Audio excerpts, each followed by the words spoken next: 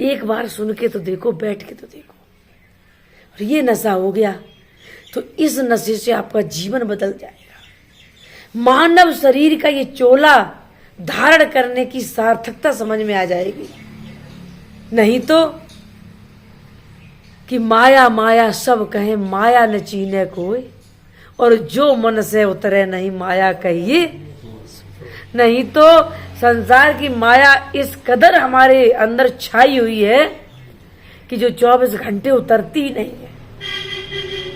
चाहे घर की माया हो, पत्नी परिवार की माया हो, लड़के बच्चों की उनकी नौकरी की माया हो, विवाह शादी की माया हो, खेत खलियान की माया हो, सुंदर शरीर को सजाने की माया हो, पद की माया हो, जो मन से उतरे नहीं।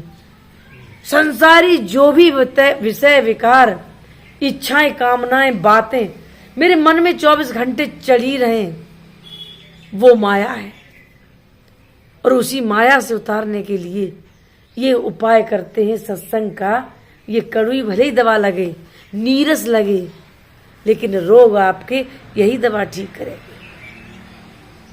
बड़ा देख के संसार के लोगों को आश्चर्य होता है कि किस दौड़ में, अंधी दौड़ में भागे चले जा रहे हैं और अज्ञानतावश कितने दुखी होते हैं। परसों एक गांव में एक प्लास्टिक का सर्प एक बच्चा ले आया खरीद के, और उसकी ऐसी डिजाइन बनाई कि रंग में, पकड़ने में, देखने में हूबहू बिल्कुल जिंदा सर्प लगता था। और उसने बड़े आराम से और जेब से निकाला और एकदम ऐसे छोड़ दिया, और वो काफी देर तक इस तरह हिलता रहता है, ऐसे उसमें वाइब्रेशन जैसा लगा है। तो समझ लो 2-3 बच्चे तो रो के बेहोश हो गए। हमने डांटा ये क्या किया। और एक तो माता जी कि उनका बीपी 200 के पार पहुंच गया उस सर्प को, क्योंकि एकदम 2-4 लोग बैठे थे, बीच में छोड़ दिया। उठाया, बताया कि नहीं ये प्लास्टिक का है। अब हम बैठे तखत पर देख रहे थे। बाद में सबको शांत किया, सत्संग के माध्यम से उसको उतारा कि इसी तरह ये संसार की माया है।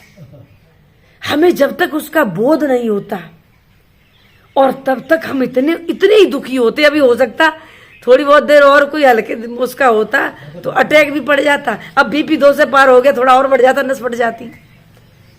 मतलब जिन चीजों को, और देखा, पता चला बाद में देखा तो ये प्लास्टिक का। और आपको उसी दिन की बात बताएं, डरने के बाद तब तक एक छोटा बच्चा आ गया, 1.5 साल का बच्चा, सिर्फ वो पैदल चलना आता था, और उसके सामने वही सर्प डाल दिया। उसने सच बता रहे, उठाया, तुरंत पकड़ा और कभी मुंह में डाल ले, कभी ऊपर डाल ले, और लिए और हंसे। अब हम के देखो, क्योंकि इस सर्प के काटने की बात मेरे दिमाग में हमारे बुजुर्गों ने भर दी, और सत्य भी है, काट लेता है, मर जाते लोग। इसीलिए तो अब इस बच्चे को नहीं पता है कि इसके काटने से मरते हैं या क्या होते। उसने खिलौना समझ के तुरंत उठा लिया, वैसे ही हंसता रहा।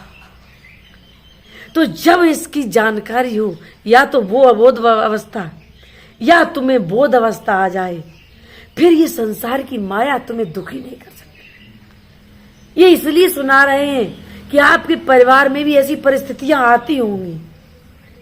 कभी किसी ने कुछ कह दिया, मोहल्ला वालों से कोई झगड़ा हो गया, कोई काम बना, कोई काम नहीं बना, ये सारी चीजें होती रहती हैं। लेकिन इन परिस्थितियों में ऐसा लगना चाहिए आपको कि ये परिस्थितियां मेरा कुछ बिगाड़ नहीं सकती। और ये सत्संग सुन के ये मुझे बोध होता है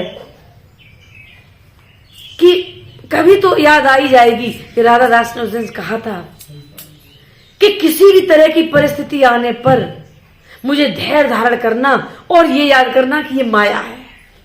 यही तो माया है।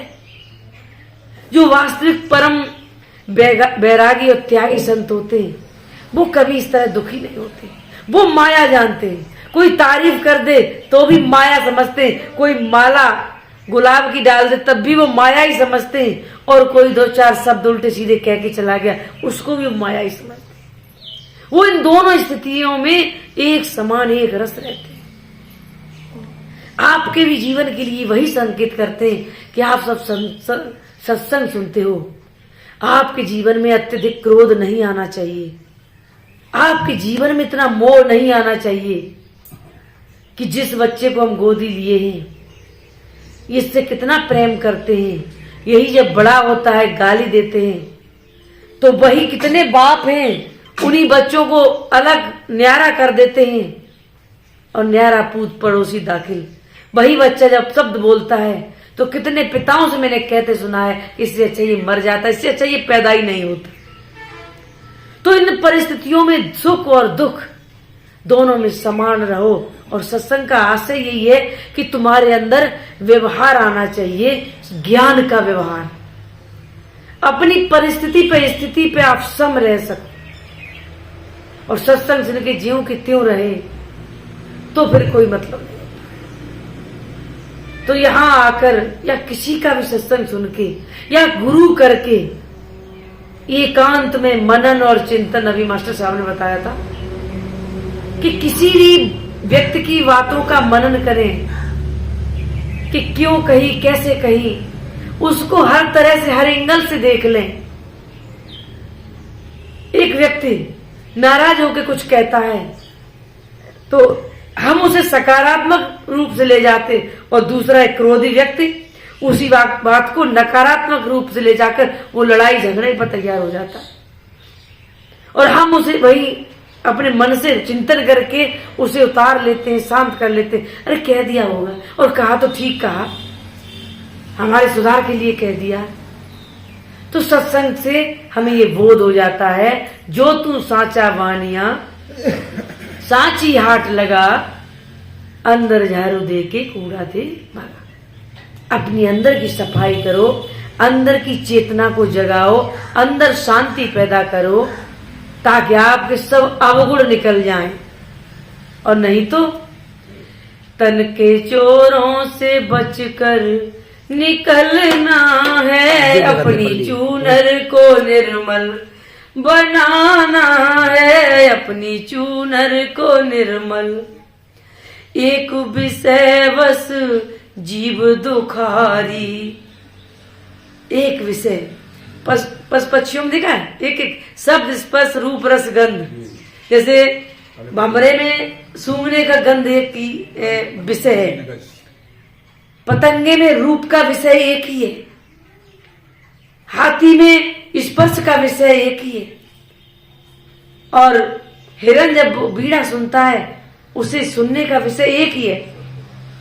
एक विषय बस जीव दुखारी, पांच पांच ने डाका डाली, इन विषयों से बाहर निकलना है, मन के चोरों से खुद को बचाना है, अपनी चूनर को निर्मल। इस चूनर को निर्मल बनाना है कैसे? अंतःकरण वाली, इसको नहीं, इसके लिए तो बाजार में साबुन मिल जाएगा, लेकिन अंतःकरण वाली की साबुन सत्संग में मिलता है। कितने सुंदर सुंदर हमारे सभी भक्त साधकों ने भजन सुनाए, एक एक भजन, एक एक शब्द जीवन का कल्याण कर दे। लेकिन नहीं, होता क्या है कि पंचायत तो मानेंगे, पंदाड़ा मेले में जाके वही चीजें खरीदेंगे, गंगा घाट पे जाके वैसे ही ठगे जाएंगे, और घर में जाके वैसे ही पत्थर पूजे जाएंगे, जिंदा को नहीं। और जिंदा को वही बात है, यही कह देते हैं बचपन से जो सिखाया जाता है। हमारे माता पिता ही बच्चों को जैसी शिक्षा दें और कोशिश यही करें कि हमारी शिक्षा अच्छी रहे और अपने बच्चों को अच्छे संस्कारवान बनाए। मैं अपनी वाणी को इन्हीं शब्दों के साथ विराम देते। बोलिए श्री